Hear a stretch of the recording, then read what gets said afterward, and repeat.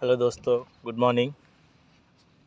आज हम लोग एक दूसरा पैनल के बारे में जानना चाहते हैं, बताना चाहते हैं। ये है फीडर पैनल, कंट्रोल पैनल। ठीक है, ये फीड करता है, कुछ एरिया में जाता है सप्लाई से और कुछ लाइट में जाता है। तो इसमें क्या क्या कंपोनेंट लगा हुआ है, इसके बारे में आज जानते हैं हम लोग। ठीक है, और कैसे काम करता है उसके बारे में जानते हैं। ठीक है, आइए देखते हैं। ये है इनसाइड व्यू। इसमें हम लोग स्टार्टिंग करते हैं हम लोग यहाँ से। ये इनकमर जो हमारा सब स्टेशन से एलबी पैनल से आता है। ठीक है, ये एलबी पैनल से यहाँ मेन इनकमर आता है। ये सीटी होते हुए करंट ट्रांसमीटर से डालते हुए यहाँ पे हम लोग एमसीसी भी बोलते हैं इसको, मोल्डेड केस सर्किट ब्रेकर। ठीक है, इसमें 2-3 तरह का सेफ्टी प्रोवाइड रहता है, जैसे ओवरलोड और शॉर्ट सर्किट, ये सब वगैरह होता है। ठीक है, और अर्थ फॉल्ट, ये सब इसमें होता है।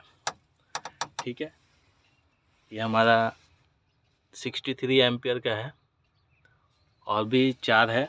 ये मेन था और ये 4 है, जिसमें से एक स्पेयर है। इसमें देखिए कोई भी टैग नहीं लगा हुआ है, ये स्पेयर है। और बाकी ये 3 यूज़ में है। ये DBCP1 में जा रहा है, ये DBK1 में जा रहा है, ये 10 नोस PL1 में जा रहा है। मतलब ये 10 लाइट है, समझे। 10 लाइट के लिए ये यूज़ हो रहा है। ये कोई रूम में जा रहा है, ये भी कोई रूम में जा रहा है, K4 किचन।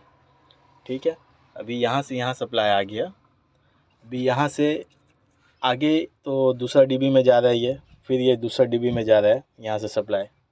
और ये जो है ये 10 लाइट को फीड कर रहा है। ये यहाँ से फिर ये RCCB में आ रहा है, ये एक RCCB है। ठीक है, यहाँ पे आ रहा है, यहाँ से पहले ये कॉन्ट्रैक्टर में आ रहा है। यहाँ से ऑन करेंगे तो ये कॉन्ट्रैक्टर में आ रहा है। ये कॉन्ट्रैक्टर में इनपुट रहेगा। आउटपुट कब होगा? जब हमारा ये टाइमर काम करेगा। ठीक है, ये टाइमर काम करने से पहले हम लोग ये और भी जो सामान देख रहे हैं, इसमें इसका नाम बता देते हैं। ये फ्यूज़ है। एक एक लाइट यहाँ पे इंडिकेटर जलता है।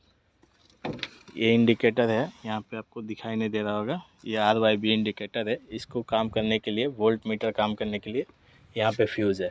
ठीक है, वोल्ट मीटर तो वो CT से काम करता है, बाकी ये फ्यूज़ से इंडिकेटर काम करता है। और ये भी आप जान रहे हैं RCCB है। ये टाइमर है, इसमें हम लोग टाइम फिक्स करते हैं, उसी टाइम से वो कांटेक्ट लेता है, ये कॉन्ट्रैक्टर लेता है, तो फिर हमारा ये सप्लाई इस RCCB में जाता है। ये RCCB हमेशा ऑन रहता है, क्योंकि लाइट टाइमली ऑन होना है। और इसको आप जानते हैं ये फोटो सेल्स है। फोटो सेल मतलब सनलाइट के रोशनी में आपका काम नहीं करेगा, और सनलाइट जैसे ही जाएगा उसके बाद ये ऑपरेट हो जाएगा। ये ऑपरेट होने के बाद में ये कॉन्ट्रैक्टर ऑन हो जाएगा। मतलब ये दोनों टाइमर और फोटो सेल हम लोग फीडर पैनल में या स्ट्रीट लाइट में क्यों लगाते हैं? क्योंकि अगर कोई डार्कनेस हुआ, मौसम में ख़राबी हुआ, तो लाइट ऑटोमेटिक जल जाए, या तो फिर टाइम हो जाए जो सेटअप किया है उस टाइम से हमारा लाइट ऑपरेट हो जाए। इसके लिए ये दोनों पैरेलल कनेक्शन में लगाते हैं। और ये रिले है, आप जानते ही हैं, इसका थ्रू यहाँ से यहाँ ट्रांसफ़र होता है पावर, फिर उसके बाद ये कॉन्ट्रैक्टर चालू होता है, फिर ये RCB में पावर डायरेक्ट कनेक्ट हो जाता है। और ये सिलेक्टर स्विच है। ये सिलेक्टर स्विच है, इसमें फंक्शन रहता है, आप 1 2 3 4, इसका यहाँ पे कोई ये नेम प्लेट नहीं दिया है। नेम प्लेट होता तो बताते, जैसे कि अभी 1 में कुछ और मैनुअल सेटिंग किया हुआ होगा, 2 में फोटो सेल से सेटिंग किया होगा, 3 में आपका टाइमर से सेटअप किया होगा, 4 में आपका ऑफ सिस्टम होगा। तो अभी हम लोग 3 में रखे हुए हैं, तो टाइमर से है, तो टाइमर में नहीं चलेगा। अभी जैसे ही किसी जिसमें मैनुअल होगा, नेम प्लेट रहता तो पता चल जाता। अभी मैनुअल किस में है, उसको जैसे ही घुमाएंगे वहाँ पे, तो ये कॉन्ट्रैक्टर ले लेगा, लाइट जल जाएगा। देखिए नहीं जला, इसमें कांटेक्ट नहीं लिया, इसमें भी कांटेक्ट नहीं लिया, मतलब 4 में होएगा। देखिए कांटेक्ट ले लिया, समझे, ये कॉन्ट्रैक्टर ले लिया। देखिए कॉन्ट्रैक्टर पुश है ना। आपको अगर देखिएगा तो पावर भी आपको दिखाई देगा।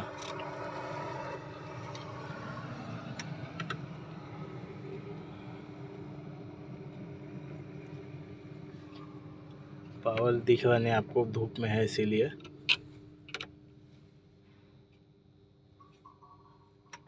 ठीक है, लेकिन पावर ज़्यादा है, ये ऐसा सिस्टम है।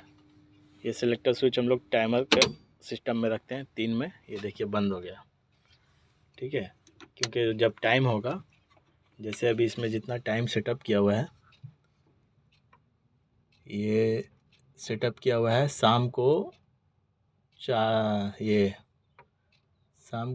बजे, 5:30 बजे, 5:30 बजे ये सेटअप किया हुआ है, ऑन हो जाएगा।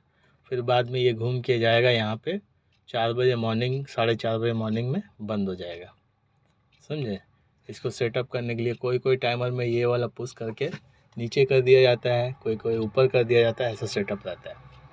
और इसमें ये टाइमर में ये 3 फंक्शन दिया हुआ है। देखिए नज़दीक से आपको दिखा रहे हैं, ये वॉच बना हुआ है, 0 बना हुआ, 1 बना हुआ। 1 मतलब 1 में अगर इसको पुश करेंगे तो डायरेक्ट चलेगा। देखिए 1 में पुश किया, डायरेक्ट कनेक्शन चल गया, अब वो लाइट चालू रहेगा।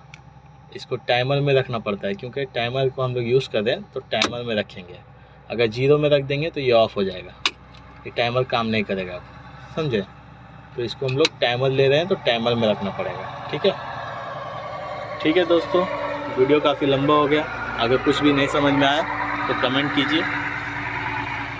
ठीक है, थैंक यू।